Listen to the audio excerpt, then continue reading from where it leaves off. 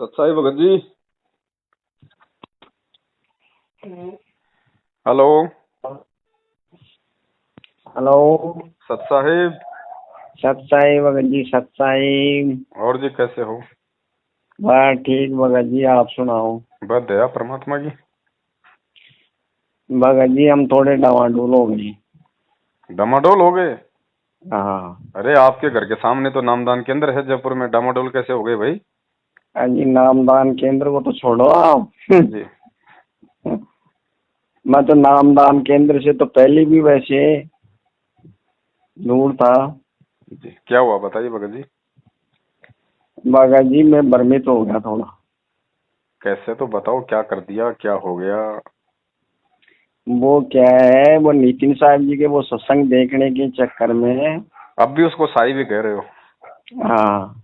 उस चक्कर में मैं ऐसा हो गया, ये मेरे 5-7 दिन से ऐसी बेचैनी सी ऐसी हो रही है बहुत बुरी। अच्छा। आपसे कई बार संपर्क करने की कोशिश करी मैंने, जी। वो मिलान ही नहीं हुआ मेरा। हम्म। हाँ। तो आपने ऐसा क्या सुन लिया उसके सत्संगों में?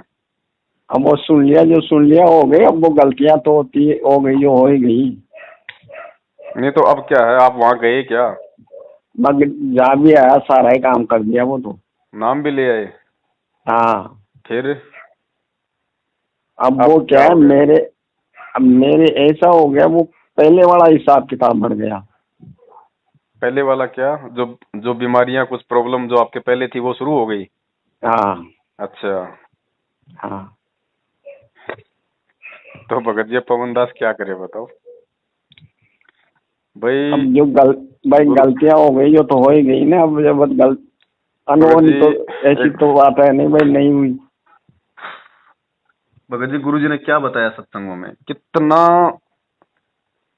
कितना समझाया कि भाई सबसे बड़ी मर्यादा इस भक्ति मार्ग में यदि कोई है तो आन उपासना और नशा। नशे की फिर भी परमात्मा दया कर देता है। आन उपासना भगत जी ये पतिव्रता का चैप्टर है भगत जी। वो कबीर परमात्मा के हिसाब से वो सत्संग देख करके उस हिसाब से हो गए हम दावण। भगत जी वही बात है, मुसलमानों की जो है ना कुरान, हाँ। कुरान को पढ़ के पूरा निष्कर्ष क्या निकलता है पता है? निष्कर्ष यही है कि वो अल्लाह अपने बंदे के हर गुनाह को माफ कर सकता है सिवाय एक गुनाह को छोड़ के। और वो गुनाह है कि उसको छोड़ के यदि कोई किसी अन्य को पूजता है तो परमात्मा समान नहीं करता। तो भगत जी संत रामपाल जी महाराज जी से आपने नाम दीक्षा ली, इतने वर्षों तक आप उनसे जुड़े रहे। उन्होंने उन्होंने आपके गर्भ में एक नाम रूपी बच्चा डाला। अब उस पाखंडी के चक्कर में आके आपने उनके बच्चे का तो अबॉर्शन करवा दिया है, और उस नालायक का बच्चा अपने पेट में डाल लिया। अब बताओ भगत जी, आप खुद आप अपनी पत्नी पे ले लो, मैं मेरी पत्नी पे लूं, अगर मुझे छोड़ के यदि वो गैर पुरुष से बच्चा पेट में डलवाएगी, भगत जी मैं उसको कितना क्या माफ करूंगा, कितना मेरे दिल में फिर उसके प्रति प्रेम रहेगा। आप खुद समझदार हो भगत जी। छूट कुछ गलतियां हैं जो हो जाती है जीव से, उनकी भगत जी माफी है। अब ये भगत जी गलती नहीं है तो महा गलती है। अब ये तो आपका और गुरु जी के बीच का मैटर है भगत जी। अब परमात्मा आपको किस तरीके से, भाई आप उनसे किस तरीके से प्रार्थना करते हो, और आपको अपनी गलती का किस कदर आपको प्रायश्चित है, अब वो भगत जी आत्मा और परमात्मा के बीच का मैटर है बड़े भाई। अब दास का इसमें देखो कोई रोल नहीं है। दास तो कोई छोटी मोटी कोई भाई मर्यादाओं में कोई दिक्कत हो रही हो किसी भगत के, कोई परमात्मा की भक्ति क्रिया में कोई समझ में कोई दिक्कत है, तो दास तो कोई छोटा मोटा सा भगत जी अपने भगत भाइयों को धक्का सा मार रहा है मालिक के आशीर्वाद से।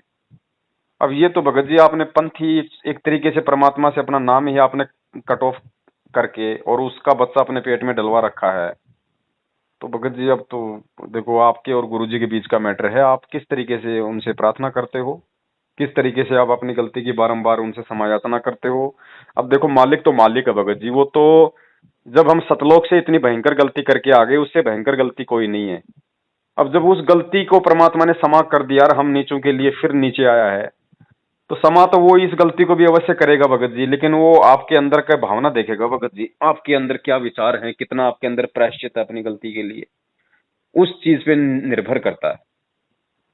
मगर जी अब क्या करूं, मेरे तो समझ में नहीं आ रहा, मेरा दिमाग ऐसे ये कोई फटा रहा है, ऐसे हो रहा है। भगत जी हमने कितने वीडियो बनाए उस पाखंडी पे कि भाई काल का भाई एजेंट मगर है, जी वो हो साक्षात गई काल ने गलती भेज बात, रखा है। बताओ मैंने संपर्क भी करने की बहुत कोशिश की लेकिन संपर्क नहीं हो पाया मेरा, क्या करूं। आपने अकेले नहीं लिया या परिवार में कोई और भी गया था? नहीं मैं ही अकेला हूँ और कोई नहीं, और कोई नहीं है, खाली मैं ही अकेला। वो उधर से वो दसोदा बहन है ना जी। वो, उनके जाने पे उनकी वो सत्संग देखने के चक्कर में उस हिसाब से मैं आ गया, वो तो आ गया। अब वो मेरी मती मारी गई थी, या क्या हुआ क्या नहीं हुआ ये तो मालिक जाने कैसे क्या हुआ मेरे साथ। तो जसोदा बहन भी ले आई क्या नाम? हाँ जसोदा बहन को कौन सा नाम मिला हुआ है? वो दूसरा वाला नाम मिल गया उनको, विदेही वाला। नहीं नहीं नहीं, अपने गुरुजी से कौन सा नाम मिला हुआ था उसको? इनको वो तो तीनों नाम मिल गए ना इनको, उनके तीनों नाम लेने के बाद में वो आज उड़ गई वो। नहीं, अच्छा, मतलब जसोदा माई को सतगुरुदेव जी से सारा नाम मिल गया था। हाँ सारा नाम लेने के बाद फिर वो वहां पे मदर पंथ में चली गई, हाँ और पीछे पीछे फिर आप भी चले गए बहन के। हाँ। अब भगत जी आपके और गुरुजी के बीच का मैटर है बड़े भैया, इसमें देखो दास किसी प्रकार की कोई हेल्प कोई वो नहीं कर सकता। अब आप अपनी अंतरात्मा से कितना रोते हैं अब किस तरह से आप उनसे प्रार्थना करते हैं, कितना आपको प्रायश्चित है, अभी इन बातों पे निर्भर करता है भगत जी। माफ वो तो बात करेगा आपकी सही है परमात्मा, मगर वो तो जी, आया लेकिन माफ अब करने के क्या लिए। करूं मैं समझ में नहीं, मैं इस वो हो गया मेरे साथ तो, दो बीता कुत्ता घर खा रहा ना घाट का। नहीं, ऐसी बात तो नहीं है भगत जी। देखो अगर आपको अपनी गलती का प्रायश्चित है तो परमेश्वर तो माफ करने के लिए आया है। परमात्मा कहते हैं दास गरीब नहीं दयालु और है, क्या ये करूं, मैं बता तो एक बच्ची। बार परमात्मा से दंडोत प्रणाम करके माफी मांग लूं, और क्या करूं मैं। भाई और तो और कोई तो मेरे तरीका पास नहीं है। कोई जैसे नामदान केंद्र वाली बात तो मेरे दिमाग में है नहीं। है ना? अब उनसे तो वो ये वाली बात दूर कर ली मैंने, कैसे कर ली, मैं समझ गया सारी चीज को, भाई क्या चीज चल रही है मैटर, अब देखो क्या भगत करूं क्या जी, नहीं करूं। अब इस जगह भगत जी दास बिल्कुल शून्य है, क्योंकि ये परमात्मा के लेवल का काम है। मैं भगत जी इसमें बीच में टांग नहीं अड़ा सकता बिल्कुल भी, 1% भी। क्योंकि जहां तक मुझे आदेश है परमात्मा की प्रेरणा से, मैं वहीं तक अपनी सेवा करता हूँ भगत जी। फालतू की चीजों में टांग नहीं अड़ा सकता मैं। ये मैटर आपका बिल्कुल डिफरेंट है। आपने बिल्कुल परमात्मा के नाम को अपने से दूर किया, और फिर आपने उस नालायक का बच्चा पेट में डलवाया उस काल का। अब ये सिर्फ और सिर्फ आपकी प्रार्थनाओं के ऊपर निर्भर है, और आपकी भगत जी आपके आंतरिक जो आपका जो प्रायश्चित है उसको देखेगा परमात्मा, कि वास्तव में इसको गलती है या नहीं है। अब इसमें भी कई कारण हैं कि परमात्मा ने हो सकता है आपको झटका देने के लिए कि नालायक कहीं आगे चल के और बड़ी गलती ना कर दे। हो सकता है उस आगे के लिए सावधान करने के लिए परमात्मा ने। अब झटका तो परमात्मा के अब काल की तो होती है प्रेरणा भगत जी, लेकिन अब ये बहुत सारी बातें भगत जी इसमें मैं समझाऊंगा तो भी अब बहुत ही मुश्किल समझ में आएगी आपको। पर मेरा निवेदन आपसे यही है भगत जी, अब इसका एक अंतिम सॉल्यूशन केवल यही है कि वास्तव में आपको अपनी गलती का हृदय से पश्चाताप है तो भगत जी पश्चाताप की आग में ही आपको इसका समाधान मिलेगा। परमात्मा से आप जी प्रार्थना करते रहिए भगत जी, और कोई तरीका नहीं है इसका। और भक्ति वापस शुरू कर दो आज से ही, अभी से। जो पहले भक्ति किया करते थे परमेश्वर की, तुरंत उसी तरीके से करो, और रो रो के परमात्मा से प्रार्थना करो बड़े भाई, अपनी अंतरात्मा से। हाँ तो वही तो आपसे वो सुझाव मांग रहा हूँ ना बस भगत जी, और यही क्या यही भाई। यही एक अब वो सुझाव है। क्या है, मैं आपसे संपर्क करने के चक्कर में अभी भी है ना, मैंने आपके वो जो शंका समाधान पे जो चीजें आती है ना, जी वो देख देख करके नंबर नोट कर रहा हूँ मैं। जी। कभी तो लग पाता है कभी नहीं लग पाता है, अभी भी मैंने आज भी खूब ट्राई कर रहा हूँ। तो उस चक्कर से मैंने वो संपर्क करने में मैं काफी संपर्क से लगा हुआ हूँ, लेकिन मैं संपर्क आज ही हो पाया है। भगत जी भक्ति पे तो लग जाओ तुरंत परमात्मा से समय याचना करके, और वही अब वही है भगत जी, वो पति परमेश्वर ही है भगत जी माफ करने वाला। उसी से अर्ज करते रहो, प्रार्थना करते रहो भैया। हेलो। हाँ भगत जी बोलो, आ रही आवाज, बोलो। हाँ, मुझको भाई परमात्मा का मुझको संगत में मिलता है सारा सारा। संगत में तो थे ही भगत जी, जयपुर में था दास, वहाँ पे भी परमात्मा के सत्संग होते थे, समागम होते थे, आप जी से भी मिलते रहते थे, और भी तो भगत है जयपुर में। और संगत हो ना हो भगत जी, यह सबसे बड़ी संगत हमारी गुरुदेव का ज्ञान है। संगत हो ना, अब कोई गांव है उसमें अकेला भगत है, वो बताओ किसकी संगति करेगा? तो क्या वो नाम छोड़ दे? संगति करो परमेश्वर की, उसके सत्संगों की, उससे बढ़कर कोई संगति नहीं है, कोई आधार नहीं है। तो ये तो एक बहानेबाजी हो जाती है कि भाई संगति नहीं थी। अब यहाँ तो कोई संपर्क में भी नहीं है मेरे भाई, वो आसपास कोई संपर्क में। संपर्क में क्यों नहीं भगत जी? अपने वो कजोड़ भगत जी थे, आपकी तरफ चला जाता था कभी कभी। अब यहाँ सब माहौल है। चलो अब जो भी है, अब तो परमात्मा से समय याचना करते रहो बड़े भैया, और भक्ति वापस उसी तरीके से शुरू करो अपने घर में, परमात्मा का दरबार लगा के, है ना। माफ करने वाला परमात्मा ही है भगत जी, वो तो दयालु है, लेकिन अब आपके ऊपर है आप किस तरीके से उनसे अरदास करते हुए। ठीक है भगत जी, ठीक है भगत जी, और कोई बात हुई तो मैं आपसे करता रहूँ। फोन कर।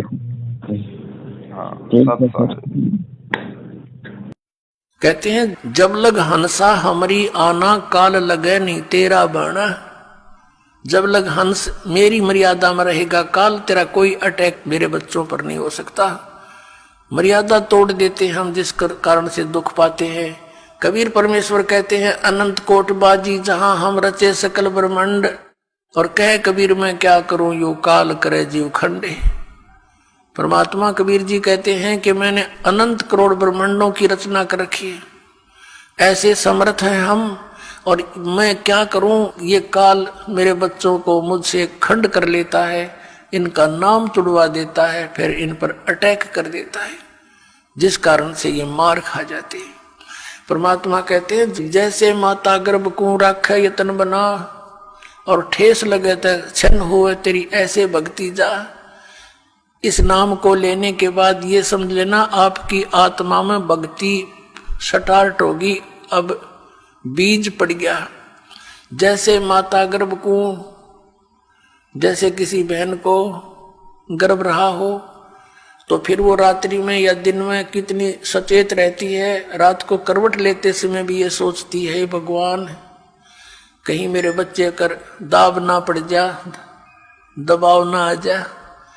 सुबह भी चलती फिरती है, काम करती है, कहीं ऊंचे नीचे पर पैर ना रखा जा, मेरा बच्चा खराब हो जा। तो कहते हैं जैसे माता गर्भ को राखे यतन बना, और ठेस लगे, झटका लग जावे तो क्षीण हो जावे, ऐसे भक्ति जा। तो मर्यादा के अंदर रहना आपका अति अनिवार्य है। मर्यादा कितनी कंपलसरी है और क्यों बताई है भगवान ने। जैसे हम कथा सुनते आए हैं कि एक बार लक्ष्मण ने सीता जी के कुटिया के चारों ओर रेखा खींच दी थी और कहा था कि हम जा रहे हैं मृग को खोजने के लिए, आप इससे बाहर मत आना, इसके अंदर कोई नहीं आ सकेगा। उसी समय रावण का उद्देश्य था उसको उठाने के लिए, सब उसने ये षड्यंत्र रचा था।